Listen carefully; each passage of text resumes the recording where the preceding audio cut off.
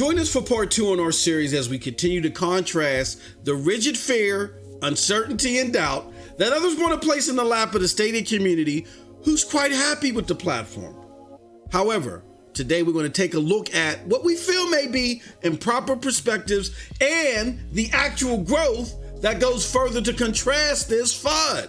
See Stadia F.U.D. Dismantled Part 2, Retrospective and Growth. It's SDO Daily, baby. Let's get into it. I'm not sorry. Stay sick cause I follow my gut. They say I was pushing my luck. I'ma push me a matte all black truck. I'm not sorry. What's up, people? What's up, peoples? What's up, people? It is your boy MM2K back again with another episode of SDO Daily on behalf of the Stadia Dosage platform. Can you do us a huge favor? Hit that like button, hit that subscribe button, rock those bells for notifications, please, so you know when your boy's dropping these doses. We appreciate all of y'all. Straight up, y'all know the deal, y'all know the reason, and by now y'all should know the slogan. We are not too proud to ask, okay? With that said, keep in mind that if you're watching this live as a live premiere, because this is how we introduce all of these videos, these SDO dailies. If you are in the chat and you want to be braggadocious in the chat, hey, look, this is what I got to say about this, Jack. Or you got a question that you want us to answer at a later time. I know I need help. If you got a question that you want us to answer at a later time, or you simply just want to help out the platform, feel free to hit that super chat button below. While this is airing as a live premiere, it goes a long way to help us make this a better platform for you. With that being said, let's talk about it, y'all. Stadia F.U.D. This is part 2 of that. A lot of conversations happening about Stadia and if it's going to be around and all that stuff. We say here that we're not going to entertain them too much. But this is the series that we're running to address questions that I may get, things that may come my way, and for us to really add fact and contrast to that thought process to help add clarity for you. Again, here, we don't feel that the question at all is this Stadia going to be around. I think they've showed us time after time that that's what they're working towards. The question will be, will they be successful in how they plan to do this? And I don't think we're going to get any inkling of that until like a 2023. Right now it's still the building phases. So we'll see how that goes. But right now, let's add truth to emotion. Let's go over some data. Let's go over some facts. Let's do some comparisons. And let's address this FUD properly.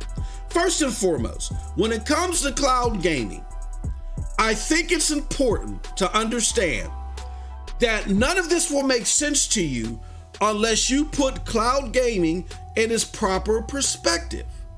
What is that proper perspective?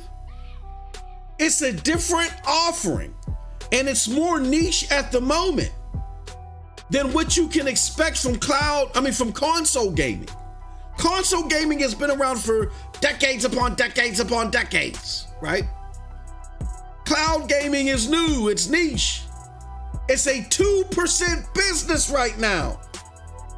And the reason why the entities that run said business aren't putting this 2% business on the stage with the other 98% business is because they know that themselves. They've said it themselves.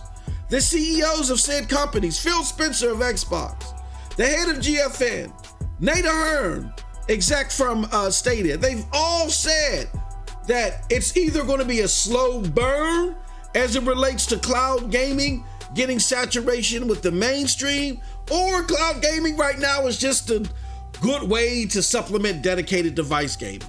That was all their approach to say, look, this is a marathon, not a sprint. This is not going to be a major competitor for the mind share of the average gamer for a while now. Like we said in the last video, projections have cloud gaming reaching 8 billion out of the total 256 billion or more.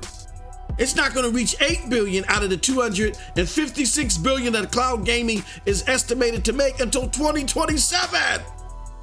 Does that sound like something that's equivalent in the minds of the average gamer, that is, at least, to console gaming? No, but it's still lucrative. We're gonna get into all that. So again, great way to game. It's my favorite way to game. However, everyone doesn't feel that way, and I gotta be self-aware of that, and you gotta be self-aware of that too. That helps put this in a proper perspective so this all makes sense to you, all right?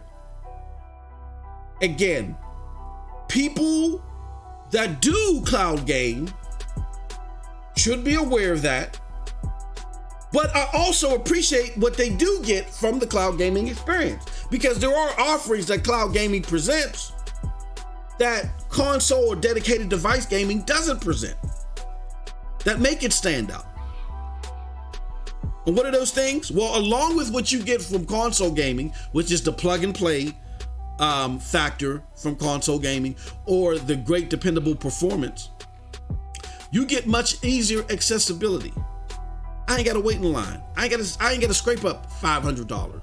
I ain't gotta wait in the line to battle for console or to fight over a ticket during Black Friday. I ain't gotta sit at Walmart.com, check cart, to try to scramble and get access online. If I want to play a game on Stadia, I go to stadia.com. If I want to play a game on Amazon Luna, their equivalent URL, and the same with GFN. That's it. All right. Purchase the game through whatever means I need to purchase it, and then start playing. So that's the accessibility argument. Then when it comes to convenience and mobility, I ain't got to worry about downloads. I ain't got to worry about patches. I ain't got to reallocate storage space on a hard drive. I don't have that friction that I got to deal with. I only got 30 minutes to get into some Division 2. If I got to sit here and wait for this update to download, that blows my evening. I just got to go to bed, get ready for work. You don't have that problem when it comes to cloud gaming. Those are just some of the benefits. When it comes to Stadia, they got Stadia exclusive features that as they continue to be implemented in more and more games, that's going to further separate the experience, the portability and the frictionless nature that is lucrative to the average cloud gamer at the moment. But it's not just lucrative for the end user, it's actually lucrative to these companies. Stadia and other cloud gaming platforms collectively make a CAGR, a compound annual growth rate, of 49% by many estimates. That is the measurement of how much is put in opposed to how much you get back in revenue for a specific product or service within the market. It has a 49% CAGR for an emerging platform. That's pretty high, and that's very impressive, okay? So the reason why it's impressive and it's high, and you have more and more people trying to get into this, is because of this. It's beneficial to the platform providers because I don't have to sell you a box. And over time, that selling of that box doesn't become a serious loss that I got to find some way to scramble and make up. For instance, Microsoft told you that they had that paywall up for the free-to-play games because that revenue subsidized the losses in selling the console. That was the reason. They just cut that out this year, so they got to make it up somewhere else. We'll see how they do that, right? And in addition to that, I don't have to depend so much on exclusives. Yeah. Now, hold on now. Now, I get that exclusives can bring attention, and I love exclusives. I love them. That's why I got my PlayStation 5. However, you gotta have exclusives to sell that box. So you have a conduit on top of a conduit. What do I mean by that? Well, you gotta have exclusives to help sell a $500 box, and you gotta sell that $500 box because your true moneymaker is your third-party software and DLC and your services. So it's a conduit on top of a conduit. These game makers would love to be able to get rid of those two conduits, or the necessity, at least on one conduit, and totally get rid of the other conduit, which is the box. When you're a cloud gaming platform, you don't need those conduits in order to see success.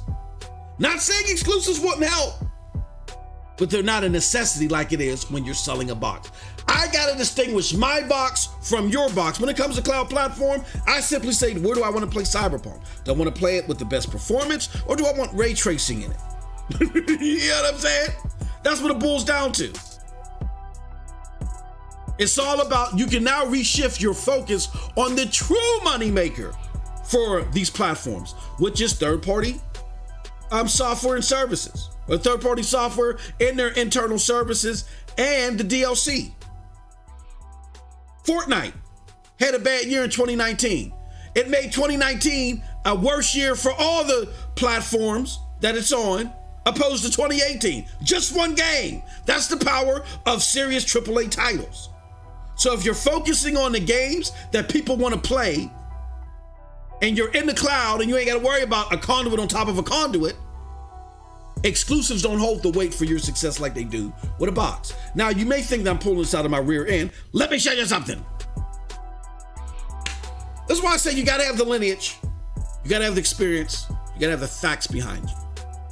That really makes your conversation hold more weight over a conversation of conjecture and opinions and, I feel. This is from Shuhei Yoshida.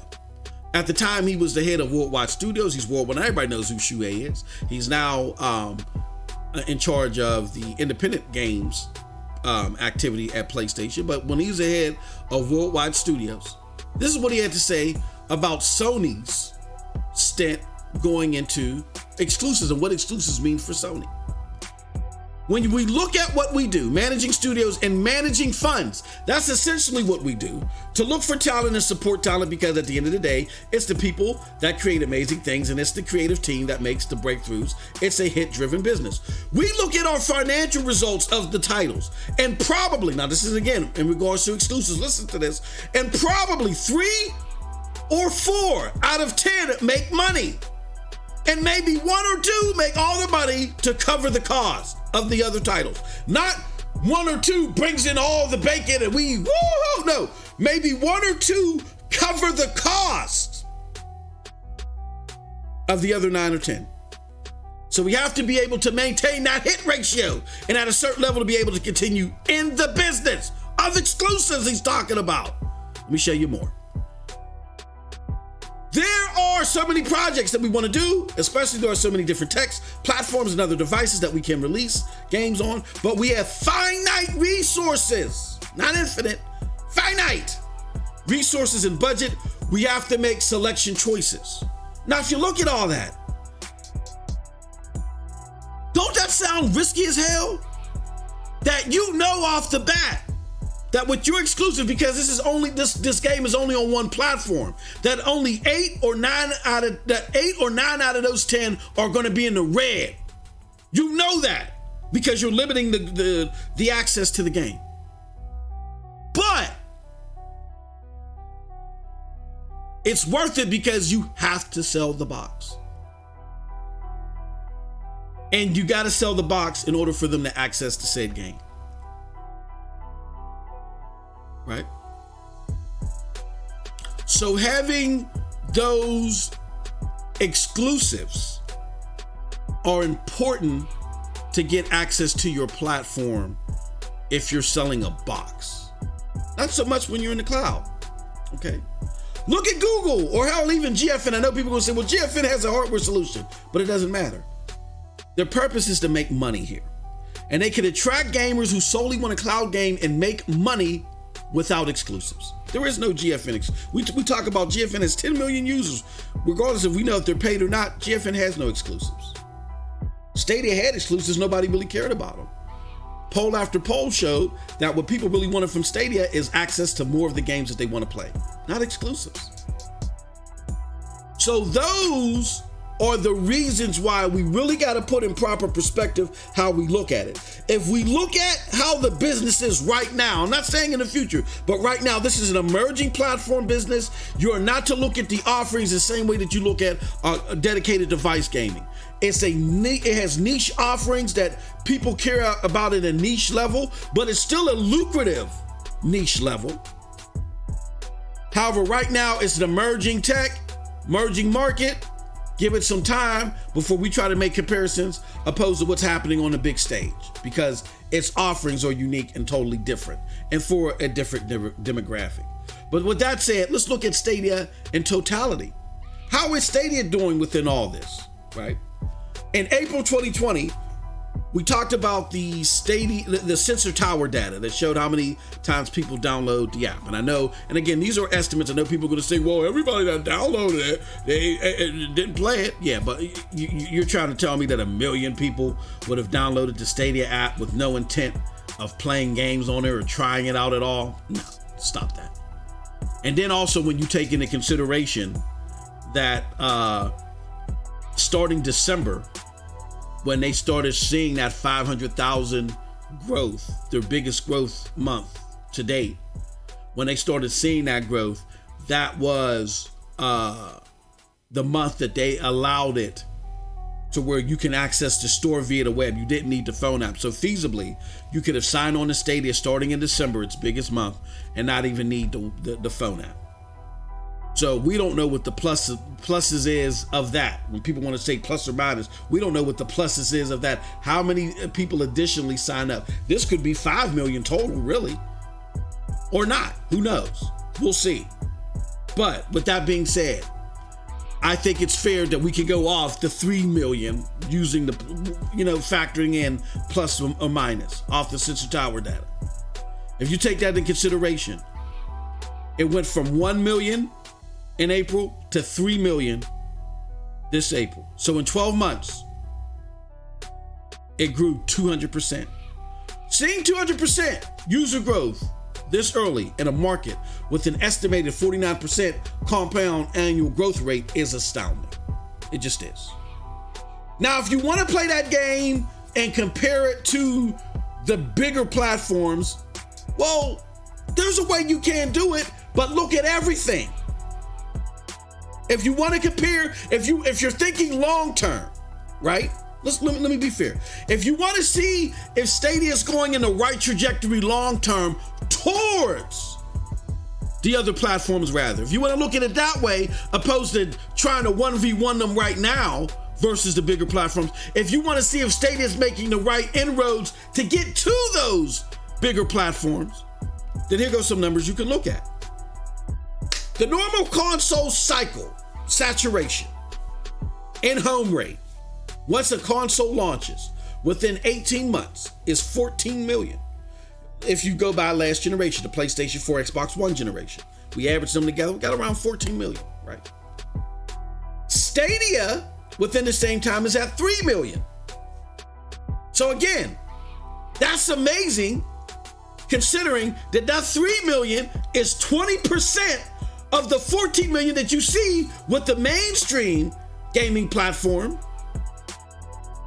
But Stadia is only part of a 2% business, and it's already reaching saturation of 20% of the consoles. So there's that. So if you look at using that measurement, that could be an argument. Yes, they are in the right trajectory. Let's look at growth versus consoles. Let's look at growth versus PCs rather now. Let's use a very popular platform, Steam. All right, so looking at Stadia. Stadia has 3 million total users using the Sensor Tower data, right? 3 million total users. 226,000 active players have been estimated by our good friend Jack Deslip and other sources, extrapolating data and using great resources. So let's just say there's 226,000 active players. If you use those two data sets, that is an active user base ratio versus total user base of 6%. Okay? Steam, which has been around for I want to say about 2 decades, recently was around 1 billion active users. And at the time that it hit 1 billion, not 1 billion active users, 1 billion total users. Total accounts, 1 billion total Steam accounts. At the time that it hit 1 billion total accounts, it had 90 million active users. So that active user versus total account ratio is 9%. So if you look at Stadia, part of a 2% business, part of an emerging market that's only been around for 18 months, versus a platform that had its own woes when it launched, but now is the bee's G's on PCs. Say that fast 5 times. They're at 9%. I would say that Stadia is heading in the right direction, right? So, again, when you look at how you should look at cloud gaming platforms in totality, the proper perspective, you look in particular at Stadia's growth, you look at its saturation versus consoles, and its active versus total engaged ratios versus Steam. We here look at that data and say, yes, Stadia is headed in the right direction. Is it perfect? No. There's a lot of things they got to keep working on. But it's an emerging platform. It's only been out for 18 months. All right. There's going to be challenges that are going to be come across along that way. But again, we're using the data to help us craft our thoughts of what's going on right now. So you got to ask yourself, if we're doing that, what are you doing? Are you listening to the people in the know? Or are you falling for the conjecture of those that are in their nerves? And that's it from your boy MM2K. Let me know what you think about all this in the comment section below, because like I always say, who cares what I think? But if you did like what I had to say, check out the links below to follow me. Those links will lead you to Broadband Bullies, PNTS Network, Hard Knock Digital Culture, and yes, the Stadia Dosage. With all that said, you all have a wonderful gaming day. Peace.